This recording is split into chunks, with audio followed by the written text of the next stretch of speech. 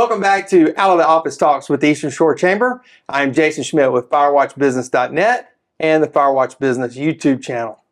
We are so glad and so happy that our friend Dr. Abby Parrish allowed us to invade her office today. And it's a great place. It's downtown Daphne, Old Town Daphne. And she is a chiropractic, wellness, and acupuncturist. Her three tenets of her office is kindness, community, and connection. And she really believes that all decisions are made based on those three tenets, back in motion, and we appreciate her allowing us to be here. It's my pleasure tonight to be with Catherine King, Director of the Fairhope Single Tax Corporation. Did I get that wrong? I'm one of 5 directors. Right. Okay. So you are one of the directors of the Single Tax Corporation. So, Joanna just told me that on ExploreEasternShore.com, which is an Eastern Shore thing, one of the biggest things that get clicked is the Fairhope Single Tax Colony. So, Catherine, what is the single tax colony? Well, Jason, it's a pleasure to be here and glad you asked. The Fairhope Single Tax Corporation is the founding organization of Fairhope. So without it, Fairhope would not be what it is today. And we're celebrating the 130th anniversary of the founding of Fairhope this year. And it's a big deal because there wasn't anything in our location except basically pine tree stumps and grass before the single tax pioneers came in November of 1894. And the time leading up to that, during the earlier months of 1894, were fascinating. A lot was going on to make this move. But the corporation was founded on the principles of Henry George. The corporation founders had kind of tweaked the economic theory to make it more practicable, as they called it. And so they had an outline of the way they wanted to handle this new colony. And so they came down and bought 135 acres, which is not much It certainly at isn't. all, to begin with, and started the colony. Basically came in November and formally started it in January of 1895. So what is the premise of the colony? The original premise was that this economic theory, basically Fairhope was started with an idea. Most towns are started because a railroad has come through, Right, or a river is there, or there's coal there. But this was started because of an idea. And the economic theory of Henry George was that of the 3 components of the economy, which are land, labor, and capital, he felt that only the value of land should be taxed. You shouldn't be taxed on your labor, your wages, and you shouldn't be taxed on your capital. And this came out of the movement in the late 1800s in our country when there was a lot of unrest. And by 1892, it all came together in the presidential election of 1892, and the Omaha Convention, that was the People's Political Party convention, and they ran a man for president, General James Weaver. And so he was a third-party candidate. He did very well. In fact, he got about 1 million votes out of about 11 million cast and got 22 electoral votes. So that was a pretty strong showing. That's better than most third-party candidates. Yeah, and so, but he didn't win. And so our founders were centered in Des Moines, Iowa, and I'll talk about E.B. Gaston quite a bit. He was a young man. He was born in 1861, so he was just barely 31, 32 at this time. And he and his colleagues realized, well, it doesn't look like we're going to be able to foment change through the electoral process, so we've got to figure out something else to do. And so they had been studying this theory of Henry George, and I thought, that might be the way. That might be a way to show how what can be done, because the rich were getting richer and the poor were getting poorer in the late 19th century. So sure enough, they banded together, and E.B. Gaston wrote a treatise called True Cooperative Individualism. His friends got together there in early 1894, and they said, that's it. That's going to be kind of our mantra for what we need to do. And they decided they were going to demonstrate this theory. And to demonstrate it, you've got to start a colony. Right. And so the early part of 1894 was spent with getting the word out through newspapers. They had their own newspaper called the Liberty Bell. And so our archives starts around 1890, really picks up around 1892, 1893, when we have all these letters that are coming in saying, I'm really interested in this single tax colony. Where's it going to be? Right. How can I join? Right. I don't have any money, but I want to join. I have a strong back. I can work hard. And, that was a problem because you had to pay $200 to join the colony. Wow. And it was a time of dreadful economic time. In fact, the panic that occurred in 1893 was extreme. It was really a depression. It was extremely severe. The core group of these Fairhopers who were still in Des Moines, they said, well, we've got to find a place where we're going to go. And so they sent two men out starting in late May of that year to look for a spot. And of course, they had a plan.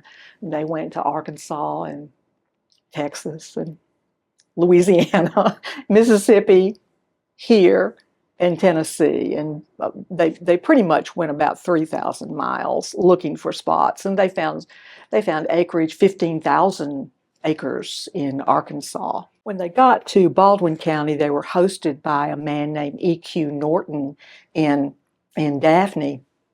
And he showed them the property where Fairhope is. And the letters that came back, and which are in our archives, but Mr. Mann and Mr. Belangi, those two men who were traveling, they were writing back all the time to Fairhope headquarters in Des Moines. They said, this place is special. It's a small amount of land right now, but it's only it's only $1.25 an acre past the shoreline, which was $6 an acre, and they felt they could afford that. They sent back 3 cigar boxes full of soil to Des Moines to see what the soil was like, and we all know it wasn't great. No, it wasn't. Sandy. It's sandy. That's but the letters that they wrote back were just elegantly written. It is beautiful indeed. That's the quote that we think about all the time, looking out over the vista of the high bluffs, the gentle pine breezes. This is all in these letters, wafting away, the yellow fever that was in Mobile and the heat. And they had never seen so many pine trees in their life, so they decided this would be the spot. So it was about this time, 130 years ago, that the members of it was called the Fairhope Industrial Association first. And so these members voted on where it would be, and this spot in Baldwin, as they called it, was where it was. So in November, it was November 15th when this small group of only 28 people came through Mobile. Most of them had taken the M&O Railroad to Mobile, and then they took the 3 p.m. afternoon bay boat, the James A. Carney bay boat. Brand new bay boat, had just been launched in August, and they came over. And the writings of them coming over, they had never been here. Mr. Belangi and Mr. Mann weren't on this trip, so came across on the Carney and couldn't believe it. They saw the red bluffs of Seacliff and Echo Rouge, and they stopped in Daphne just for a minute to let off some passengers. Then they went on down to Battles. There wasn't anything in Fairhope, remember, there was no wharf. And so they set up Camp Fairhope in Battles. 1894 was a very busy year for these people. No yeah. kidding. It is amazing the colony being established in 1894, 130-year anniversary of it. And as you know, as a chamber, the chamber's been around 100 years. So only 30 years after that, we had the Eastern Shore Chamber. Crazy how that works. And we're really young. We're a young town. when you consider the United States. And of course, we have visitors who come over. I'm a docent at the Fairhope Museum as well as working with, as well as the archives. And people people come over from Germany and Europe and the UK and say we're 130 years old, and they just kind of laugh. Right, exactly. We are not an old town, but even considering the fact that we're between two very old cities, we're between Mobile, 1702, Pensacola, and the fact that virtually all the towns, all the communities in Baldwin County are really started around this time, from the 1890s, pretty much. Daphne, 1888, but around this time, into the very early part of the 20th century. And from what I understand is that it was just so very, very difficult to get into this huge, massive, forested property that was sitting between Pensacola and Mobile. And it wasn't until the area was clear cut, loggers came in the latter part of the 19th century, that you would find that these communities started to build up, especially in the central part of the county. Now, on the eastern shore, of course, down at Point Clear, that had been used for many, many years into the early 1800s by people who were kind of the nouveau riche class in Mobile, who were these men who were becoming wealthy. They were cotton merchants, and so Mobile was getting ready to really just boom between 1820 and 1850, 1855. And these men had the means to build homes on the Eastern Shore. And of course, the Grand Hotel was started then. And then Battles, used to be called just Battles instead of Battles War. Mm-hmm. And that was quite the spot for summer vacations. There were 2 hotels there. There were many, many houses that you could rent. And that's where our founders, who came in November of 1894, were able to stay for a little while. The season was over. We've talked a lot of history. I want to get into a little bit about the work you're doing with the organizations that you work with. Like you said, you are at the archives, you are at the at the Fairhope Museum, those kind of things. What are the things that your organizations that you work with doing to preserve the history of Fairhope, and the groups that you're collaborating with? That's a great question. We were started 10 years ago. There was a group of us who were very interested in the Fairhope papers, we were calling them, and we were concerned that they were, needed to be preserved, and we wanted to make them accessible to the public, and we wanted that to be free of charge when we made them accessible to the public. We have them scanned. We have a scanning partner in Mobile that does a fabulous job on our papers and comes back to us in pristine condition and just beautiful scans. So we've been working with them. We also partner with the Fairhope Museum of History. I happen to be a docent there. We share information. If the Fairhope Museum of History has a cache of, say, for example, photographs and single tax, my budget has the ability to get them scanned and put online, we're going to do that. Right. We work together. From the single tax perspective, we are also partnering with other organizations. For example, the Quaker community. They have a wonderful history in Fairhope. The whole community was very important to early Fairhope's success. And so we're gradually putting the minutes of the Fairhope Friends, on our site. And of course, it's wonderful to actually see these scanned documents and the handwriting, but also learn about what was going on, with them. We're also partnering with the Black Education Museum, and we now have about 10 of their Wolverine annuals on our site. A lot of people are doing research. We have had people as far away as Italy and the Netherlands contacting us about material that they're using from our archives. So we're tickled to death about that. Yeah, that's amazing. I mean, and preserving the history is so important, and being able to scan those documents in has got to be crazy. And obviously you're an expert on it, or seems to. Well, it's just fun, but we have the opportunity in the software that we use is that we're not just putting the document out there, we're also cataloging it. It's very important, and our archives committee has had wonderful support from the corporation and the directors. They're always very supportive financially for what we need to do, because some of the scanning is not inexpensive. We preserve the original documents in archival boxes and tissue and folders and things like that. So, is there an opportunity for people to get involved in this kind of thing to help y'all? Yeah, the corporation is, you have to be a member to be on different committees. So what does that mean? Does that mean you own a piece of property but don't own it? No. That's a lessee. That's right. If you lease single tax property, you're considered a lessee. If you'd like to be a member of the corporation, and it's a wonderful thing to do, you take a class. In fact, we have one going on right now. It's an 11-week class that runs every August through the end of October-ish. Mm-hmm. And you take it and decide whether or not you'd like to be a member. But in the class, you learn about this Henry George theory, and then you also learn about how the corporation has kind of morphed into what it is today, which is a 501c4 organization, nonprofit.